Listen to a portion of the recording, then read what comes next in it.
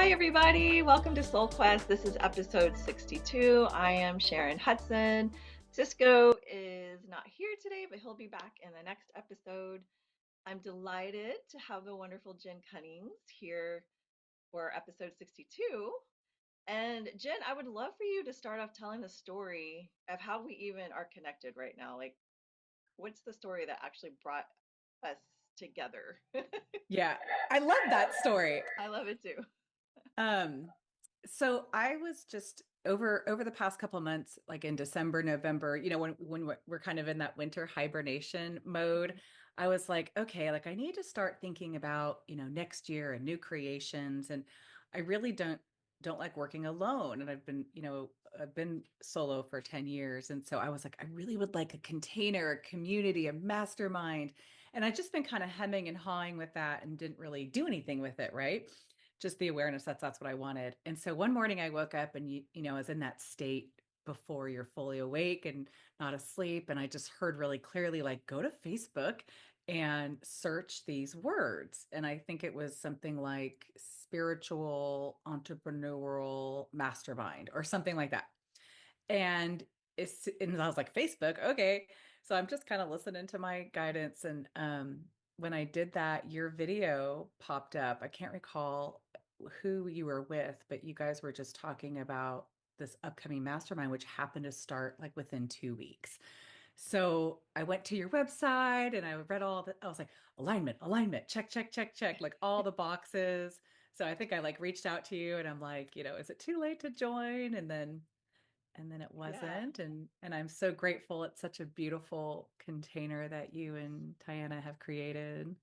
Thank you. I just love that story. That's so amazing. Yeah, you messaged me and I thought, oh, this person found us, paid right away, and was like, I'm ready to do this, like, Yeah. wow. It was just so aligned. And it's so amazing how the universe works, right? Like, and so, It, yeah, we really are enjoying having you in our Cosmic Mastermind this year. So thank you for all that you bring to the group. oh, I'm really grateful. It's been a wonderful experience. So, Yay. and I love how divinely aligned it Yeah, happened. So, yeah, definitely. So, and now it's led to you being here on Soul Quest. And on Soul Quest, we like to talk about people's journeys and learn from your challenges and celebrations in life. So, I know you work a lot with helping people with self-love. So, how has your journey with self-love been? Like as a child, did you have challenges with that? yes. We all did, I yeah. Yeah, and I think, those of us who are in the healing, helping, profession, I don't think I've ever met anybody that had this really idealistic childhood, right? We come from our challenges and our the places where we've overcome. So yeah, needless to say, my self-love journey has not been this linear, journey. It's been very tumultuous and um, so I'll try to be concise in that, I just kind of grew up in an unsafe environment. There was, not a space of like feeling safe to feel emotions. And, so I did a lot of stuffing, right? Like in self-protecting. And I didn't find out way later in life, I was a really highly empathic, sensitive person, which, for those of us who experience trauma in childhood, like really tends to get exacerbated. So, um, so fast forward, my mom got sick and with like chronic fatigue, Epstein-Barr, all those autoimmunes that were really not very well known, and still they don't know a lot about it. But so she started seeking alternative therapies like hypnosis and Reiki. And so I got interested and I started reading books. I was like 18, 19, reading Many Lives, Many Masters and Many Masters. Anyway, you know what I'm talking like. So a lot of like metaphysical, esoteric, and um and then I took a Reiki class, and I knew, like, when I finished that Reiki class, again, I'm like a teenager, maybe early 20s. I was like, this is what I'm supposed to do with my life.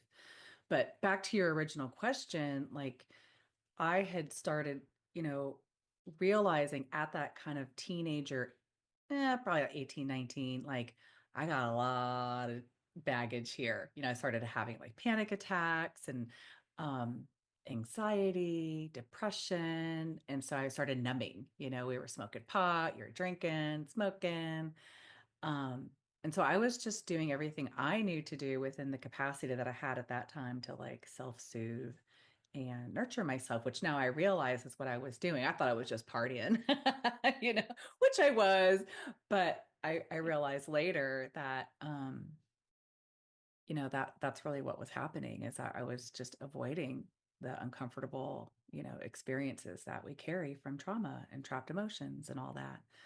So hopefully that answered your question. And then Yeah. you asked about self-love. And so I realized somewhere along the way, well, let me back up. So when I had that realization after taking that Reiki class, like it's one of those epiphanies, like this is what I'm supposed to do with my life. But then, I'm 19. I don't have money or life experience or, I hadn't really embarked on my own healing journey. So I ended up finishing college and got into HR. And so I had about 15 plus years in that area, which is actually not too different from what I'm doing now because people would be in my office all the time and I'd be coaching and counseling. Um, but it was when I left corporate in 2013 and I started to do my own personal work at a deeper level. I realized I was empathic and I realized like I had all these healing capacities that I hadn't tapped in yet. And I realized that at the crux of it, at some point along the way, I had this awareness like self-love is the key. And so I was able to look back, on my whole childhood trajectory and see like, oh, didn't feel safe, there was a lack of love. Oh, you were insecure and had hardly any self-worth, lack of love. Oh, your parents weren't able to be supportive for you the way you needed them to be, lack of love. And so it just really, and so all the ways in which I was wounded, I realized that the way through those wasn't about talking about it or figuring it out. It's helpful, right? It's helpful to have awareness. And I was able to correlate like my behavior to my origins. But it wasn't until I started doing like the deeper energy healing work and bringing in like what I call like love as an alchemist that I was like, oh, that if I'm willing to look at all the places within me that I'm not loving, or that where love is I perceive love to be absent, or there's a lack of self love, like that will show me everything that needs to be healed. So that's the journey in the Wow. nutshell. Amazing. Yeah, I can relate to that a lot. Growing up, the same thing. I wasn't able to share my emotions. It was all about, it's this way, and that's it, period. Like I couldn't argue or speak my truth or anything. It was just like, zip it, everybody be quiet. And so, yeah, the same thing. I would bottle it up, and I wasn't confrontational with friends or anything. So I would just come home and write in my journal. I would write poetry when I was heartbroken. I would find any way to release it because I had it all bottled up. But yeah, it's and I didn't love myself at all. Like I didn't think I was worthy of anything. So yeah, such fun times, but such like wow. Like if you could go back as you are now to high school and just watch yourself, it would be like, girl, come in here, come over here, let me talk to you. Let me do some energy work on you, right? Yeah, we got to sit down. We got to work on this. But how cool that you had your journaling, like that you were able to have some awareness around that. Like I was so shut down. I didn't even, I had, yeah, I just started Yeah, smoking I pot. don't even know. Yeah, I don't know how I got to journaling. It just was so natural to me, that I just flow. I still journal, but back then it was journaling, venting, venting out, the pain and all this stuff. Now it's like positive affirmations. What are my goals? What's my intuition saying? It's more of that kind of stuff. Cool to see how we evolve, but very, very insightful and such a a journey that so many people can relate to, of like numbing in the 20s. It's like you're having so much fun, but nobody's realizing that they're numbing themselves. They think Yeah. it's just about, let's have another drink, it's party. And you're supposed to have fun in your 20s, right? I Yeah. mean, that's I think part of the evolution of our Yes. growth and in soaring our, having our adventures and our experiences. And these kids nowadays seem to, a lot of them, not all of them, of course, but seem to have like a level of consciousness, that Yeah. um we didn't have. And like you said, like you grew up similar to me, and like that was the generation, right? We were just Hmm. talking about, I'm right around the quarter to 50, you got another Hmm. year. Yep. And it's like we were not, that was not how we were reared. And so like it's really fascinating to see women our age or, within a decade before or after, like needing to embark on a path of spirituality, but it's really this path of like self-awareness and healing all the places that were so, wounded. Yeah. and and you can see that kind of revolution, um and that, just looking at yoga studios, right? Yeah. Like not just like you really see this complete upheaval, or Yeah. not upheaval, but uprising Yeah. of Totally. what we like. Because back in when I was taking Reiki in the 90s, like that was very, very small. Yeah. I can People even it imagine. was very voodoo. I don't even remember the first time I heard of Reiki. But that's how I met. Well, yeah, Tiana, she was my self um, or my past life regression hypnosis therapist, and then I went to her for Reiki. I mean, that was 8 years ago, something like that. So I don't know when I heard of Reiki, maybe probably 15 years ago. I don't even know. Definitely wasn't 19. In my teens, it was all about, I was, really curious about the divine through like mediums. I was super curious about mediums and like astral projection and all that, like all Yeah. that mystery was always like pulling me. But in my 20s, it was like, it's all about where are you going? What club are you going to tonight? What music are you gonna go see? And I just kind of put that on the side burner until, 30s. And like you were saying 20, well, first let me go back to this before I switch over. Um, Self-love in high school. Do you remember? Because a lot of my clients are teens, and I always tell them, when I was a teenager, self-love was looked at as like you're vain and conceited. Like if you love yourself, then it's a bad thing. It was always about, focusing on other people, not yourself. And now it's like the sun has come out. It's like, wait a second. We're supposed to love Mhm. ourselves, because then how are we supposed to love, others and have energy to do all the things that we need, all the gifts we need to give to the world? But it's just interesting, right? How like you would say that person's so conceited, or oh my God, that person thinks they're better than every, when really it was just, you would see somebody that just loved themselves. Sometimes there were those people that thought they were better than other people, but that's not self-love. But I just think that's such a great evolution that we witnessed. Like Yeah.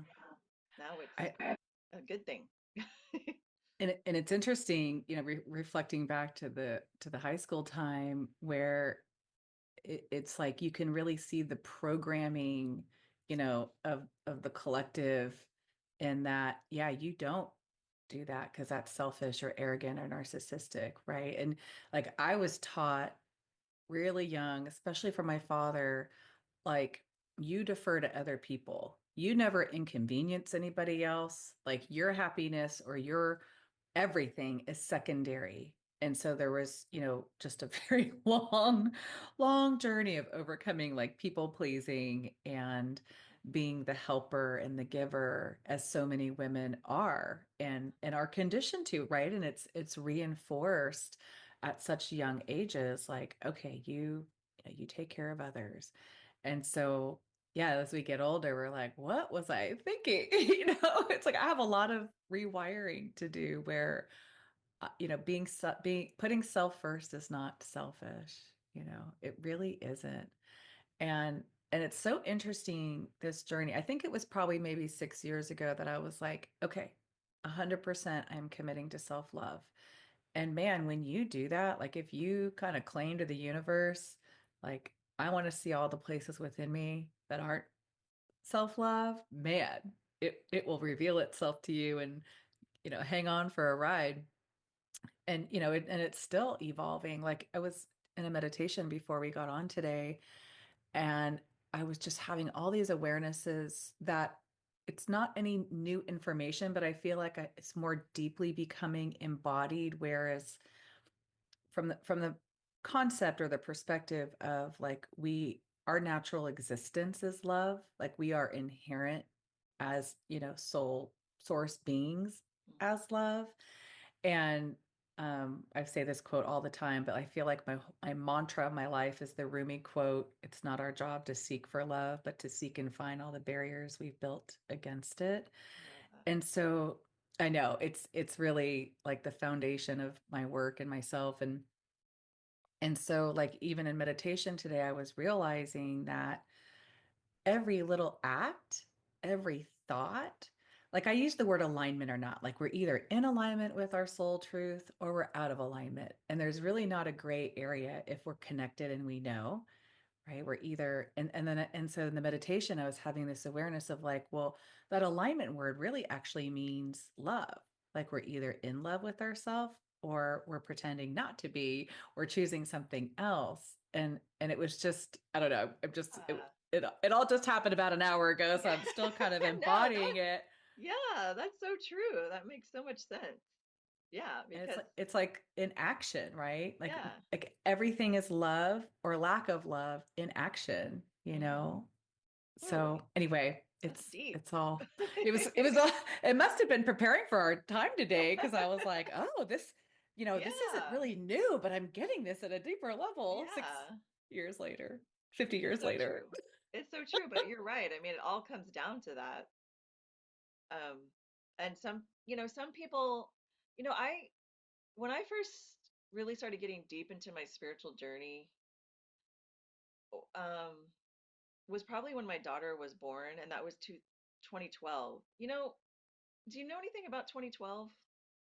Like the whole Mayan calendar? Do you know anything about that? Because I didn't Yeah. know. Nobody gave you the memo. But I'm like, wow, something did happen to me in 2012. And a lot of people didn't know, but they ever, there wasn't Yeah. anybody not impacted, right? There was such Yeah. a transitional. See, those of us who were in the know, we were expecting like the big Yeah. bang of some sort. We were expecting some catalytic shifting event that would, Yeah. transform from separation consciousness to unity consciousness. And that was like, what happened? Wait, what happened? I Nothing was, happened. Nothing yeah, happened, but it did. yeah, it did, and I felt it. But I remember my neighbor across the street, her birthday is on the winter solstice. Hmm. And so 2012, she had a birthday, and she kept telling me, this is something about the Mayan calendar or whatever. And I was like, what? Like, what's happening? But I didn't pay attention because I had a baby that didn't sleep. I was just, Hmm. I didn't even know where I was half the time. So I didn't pay Hmm. attention. But it was during that year that I was going within a lot more and like really trying to connect to spirit and the divine, which led me to where I am today. But anyway, so I feel like, yeah, when you were talking about, you started your business in 2013. Hmm. So it's like there's a lot of things that happened that shifted if Hmm. we, look back and think about it. That's so cool. Um, Yeah. I think if anybody, everybody who's listening right now, like just, if you just look at, that it's not the exact date, right? And it's not even that exact year. mhm, Like again, I left corporate because I knew I had to go. Um, and and so if you look at that timeline, whether you had an outward shift or an inward shift, it was a catalytic, transformational, like yeah, something opened up, or something, even it could have even been a challenge or something, not so great happened because, it needed to change, and shift your own trajectory of what was happening. So like if you were kind of way off course, then the universe has a way of, knocking you back. Yeah, true. Yeah, it's really cool to think about now how we are still evolving from that, and we keep getting the messages that we're shifting, our consciousness, we're evolving, and sometimes we feel it, right? And sometimes it's like, what's happening? Like, is it happening? I know. Sometimes when you look at that outer landscape, you're like, I really thought we'd be a Yeah. little further along. Yeah. Yeah. But I think, everything's perception. And if you do, Hmm. if you look at the outer landscape, even though there is such divisiveness and polarity, that it's like it all has to reveal itself, right? And so to me, it's just there's like I look at it as like there's this big spotlight of love and it's shining so we can see all the darker places where Hmm. love is needed on the planet. And, eventually, and I really do believe that our responsibility is our own work, our own inner work. And that's what ripples out to Yeah, affect the whole. Um, definitely. so, yeah, and we can use all the outer happenings and unfoldings to reflect back in, you know, Yeah. like if Yeah. we're bothered or triggered or um, in fear or judgment. Those are really beautiful indicators of where we're out of alignment with love. Is Are we in judgment of ourselves or others? Are we in fear? Are we in blame? Are we in victim? Are we in shame? Guilt? Yeah, totally. I Yeah. love that. Yeah, just like a little checklist of, what am I feeling right now? And this is Yeah. letting me know I'm not living in love. I'm not living heart-based. I'm not aligned. And Yeah. yeah, I love that. So, okay, so what offerings have you been, as you started your business, how did it start off and how has it evolved to where you are now? I know you do retreats and self-love alchemy. What is that? What does that look like, and what are you offering to people? Yeah. Yeah. It's probably better if I start present because if I listed all the things that I've Okay. played with in my since leaving corporate, you're like, wow, you really had some problems with consistency there. Um, no, I'm just joking. Well, one thing that has been consistent since I left is I did open up a coaching and healing practice. So in addition to Reiki, I had many other trainings and certifications in energy healing and holistic coaching and board certified holistic health practitioner and la la la. So I've always, since day one, have worked one-on-one with clients, and I do that through a combination that has evolved over time from energy healing to coaching to somatic body work and sound healing. I also channel light language, which is a form of Cool. energy healing. And so it's evolved, of course, over time as I have. So that's been a constant since I was actually still in corporate. But in more recent years, and starting in 2019, I began hosting, facilitating retreats in like sacred spaces, sacred spots like Mount Shasta, Sedona, Glastonbury. This year we've got South France, um, and other places. And so I realized, not knowing what I was getting into, I thought, oh, it'd just be fun to get some people together and go to a cool place, right? Uh-huh. And do some healing and meditating and chanting and hiking, Uh-huh. which is true because it is fun. And like I really realized like the power of like when you come together in that container and you're outside of your element and you're in a place of, high frequency where the energies are so already transformational. Like it is profound, what people go through. And it's almost like once you sign up, man, like you're on the ride. You're like on the slip and slide and you're not stopping. And it's like your stuff just starts healing and clearing and activating and it just happens. So I love love love love love um leading retreats because it's almost like I can even take more of a back seat because the retreat itself just kind of does the work. I mean, I'm still there, Yeah, obviously, yeah, I and get it.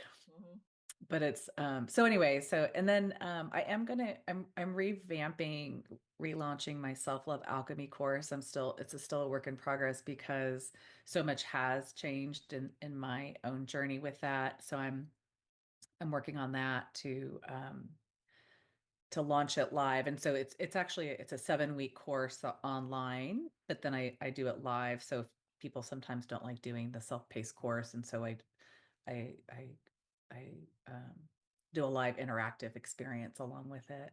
So Nice. that'll be coming soon. And Nice. what do I feel like? Oh, well, this is tonight. This won't go out in time. So, Yeah. but every once in a while I'll do like online events where I do like a group healing and um sound bath and light transmission. So, Nice. yeah. So that's about it right now. For That's now.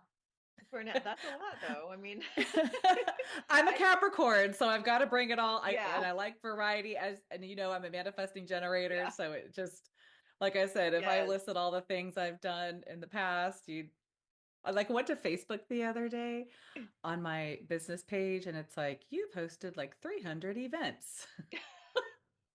It's like, uh-huh. Yeah. I forgot to mention that you are a manifesting generator. I can't remember your profile, but um yes, and that's sometimes I'm a manifester and sometimes I start getting in the manifesting generator ways and I have to stop myself because I can't do this. It's just too much. I my attention goes to all kinds of things and then I don't get anything done because of that. But it's, that's just how you were built, right? And that's the way it is. And all your offerings are beautiful and like helping the world, you're like building the world, helping the world evolve. So it's important. And we appreciate that. Um, yeah, the retreats, I totally relate. I haven't hosted a retreat since 2022, and it was a big learning lesson. Cisco and I did it together. Big learning lesson because people were still not traveling as much. Mm-hmm. But it was in Costa Rica and it was like the most amazing experience. Even the money that I lost on it, I will always treasure. Just like the people that came together, even though we didn't get, the minimum amount of people, everyone just had such a, I mean, like you said, it's like you kind of like watching transformation with people. Like it's not even like you're doing much. You get to enjoy watching people start that immense transformation. And then when they go home, they're still evolving through that, and so it's so beautiful. I just love, yeah, I love that. So I love that you do retreats, and that one in France looks absolutely breathtaking and amazing, and I wish I could go. I wish you could come. I mean, that would be a perfect Yeah. birthday present to me. If it was like, if I was turning 50 this year, I might just be like, okay, just put, here's a credit card. Let me go. That's Yeah. what I did when I was 40. I was like, it's my 40th. I'm going to Hawaii. I went to a retreat in Hawaii Nice. by myself. I was like, what I'm doing, and it was an amazing. It's just retreats are so important. They are. And I've never been to the south of France, so we hired somebody who's connected to the land and lives, as a keeper of that um and is in our world and is a Mhm. healer and things like that. And so because I was like, okay, because I know I'm going to be going through so much. There it was a really strong calling to go there. I won't tell the story, but I was leading a retreat in Glastonbury last year, and there was a lot of connection with the Mary Magdalene. Wow. Um, and so we got the call to go to south of France, and it was like, okay, like, and it feels so huge, like heart activating, opening, cracking, Wow. all of the above. And yeah, I'm almost a little nervous about it because it feels so big. So Yeah. Oh if my you if you gosh. if you decide to celebrate your birthday early I this know. year. Maybe I'm like, maybe just celebrate my 49th birthday. Maybe we'll You'd see be what the welcome. universe works out for me. That's yeah, it sounds amazing, and I will post your website in the show notes and your direct direct to your retreat too. And what about the one in May? Do you still have space Yeah, then? we just have we've got a couple spots on that one. So that's May 1st, 3 nights, and it's in Rainbow, Texas, which is So outside of cool. Glen Rose. And this one's really unique because we have a bunch of different facilitators. So I've got people there doing like body work. I've got people doing sound healing. I've got people leading really light embodying yoga. I might have a breathwork facilitator. I'm still waiting to hear. And we've got people doing different types of ceremonies as well as art because we really believe like art or something physical like really helps to integrate and actualize the energy because sometimes so much is moving as like there's so much change happening and then to have like a creation piece we found really helps to anchor. So we're going to be making our own mala beads, like making the beads, firing them in the kiln or fire, and then Wow. stringing them into a mala necklace. And it's on this along this like gorgeous Brazos River on this property that this woman bought, and she's got all these casitas, and they each have like a little kitchenette, and then there's a big labyrinth on the property, and it's like Wow. just trees and gorgeousness. So that's May 1st. That's amazing. Yeah, there's Oh a my couple gosh. I spots wish I could left. go to both. I I always envision this like life after I'm done raising my daughter. She's 13 now. So yeah, when she's 18, I'll be like, I'm going to retreat. You gonna come? All right, I'm gonna stay home. She's like, I'm going to retreat. I'm going to retreat. I'm hosting Yeah, retreat. I'm going to retreat. That's just gonna be all I do, maybe. I I'm know it gets in. I'll tiring. join you. Yeah, yeah. How old are your Yeah. kids? I have one 14-year-old. Oh Yeah. wow. Oh He's my gosh. hmm That's so funny. We're in the middle of the teen. Yeah, so it's kind of like what you were talking, like that 12-12. So he was born end of 2010. He's a Christmas Okay. Eve baby, so almost 2011. And like you were talking about like, that year and having that newborn. And I totally attribute like where the 12-12 Ascension opening meets birth was, they were both like catalytic events that, Yeah. you know, um and had I was home with him a year and I had to go back to work because we had finance, like the house needed like all sorts of stuff. And so I went back, but like had I not gone back to work, I would have probably started this early, but it all Yeah. worked out, Yeah. um but yeah, I was like something about, giving birth just Yeah. changes you, aside from just becoming a mother and all that, which is its Yeah. own, you know, but Yeah. it's It's so true. something deeper on the inside. Yeah, and I think when women, especially that first, I mean, I don't have multiple, so I can't speak for others that have lots of kids, but that first baby, it's such a shock to your world of like losing independence and it changes the dynamic between your husband, it's just there's so much going on. And I think for me, I lost myself. I was like, I don't know what I'm doing. It was just such um a dark time, but it's like an amazing time, but a dark time at the same time because I wasn't getting any sleep. I wasn't really, Yeah. it was just such a hard, and she didn't sleep until she was like almost 3. Mine didn't either. Really? Oh God, it's hmm so hard. Yeah, that first year was rough. Like, and I was even sick. I had like a weird mild grade fever for the first couple Oh, months. I had So yeah, I don't shingles. even. Oh God. I had Yeah. shingles. I was like, how did I get shingles? Stress. So it's like a 1 to 3 year long dark night of the soul, right? Yeah. Yeah, and you're just trying to function and be the best mom. It's yeah. Yeah. Um, Nobody can understand unless you've been through it. I mean, Nope. but it's like magical at the same time, right? Which is what life is all about, right? All those difficult, hard times. At the same time, it's like blossoming and all this beauty coming out of it. Yeah. So yeah, And you can I'm look back now and say like, oh, that was a tremendous gift. And yeah, it was hard as shit. yeah. Yeah. That And sounds all like a those team. beautiful special moments, right? Like you said, like along the way, there's all this beautiful experiences. And it Yeah. was also like awful. Yes, exactly. Yeah. I like being, I mean, it's like scary to be in the teen years with a teen girl, especially. Um, Mm. but I like this phase, you know, where she's she sleep. I mean, I homeschool, so she sleeps till like she slept till 11 today, you know, like, um, and it's okay. Anyway, it's fun. Yeah. All right. Well, we can wrap this up. I always like to ask, what's one thing that you must do every day? I know there's probably multiple things, but what's one really important thing that you must do every day for your emotional well-being? Well, I have two, and they go hand in hand. It's meditation and movement. And they don't Okay. have to be like, it doesn't have to be meditating, like oming or Yeah. silent. Like it can be any kind of inward work and then just some kind of movement. Like Mm, I have to. There's a lot of different other things, but those are my two yeah. M's are like my lifeline, Yeah. right? And I can tell if I don't do them, it pulls me off center. So meditation and movement. I love that. Two M's. Yes. This is why I love Qigong so much because it's like two in one. Right.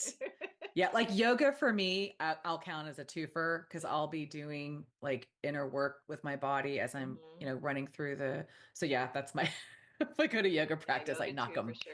I knock them both out. Yeah. Yeah, love it. Well, this has been so fun, Jen, to get to know you and have this conversation. And I wish you the best, but I will see you in the Cosmic Mastermind, and Yeah, I know. hopefully we'll connect in person one day. That would For be good. sure. I'm going to make a trip down there. Yeah. And thank you so much for asking me. And I am so grateful for the connection. It really does feel divinely guided as it was. And yeah, this Yes, has been I'm fun. thankful as Thanks. well. Thanks everybody Thanks for so listening. much.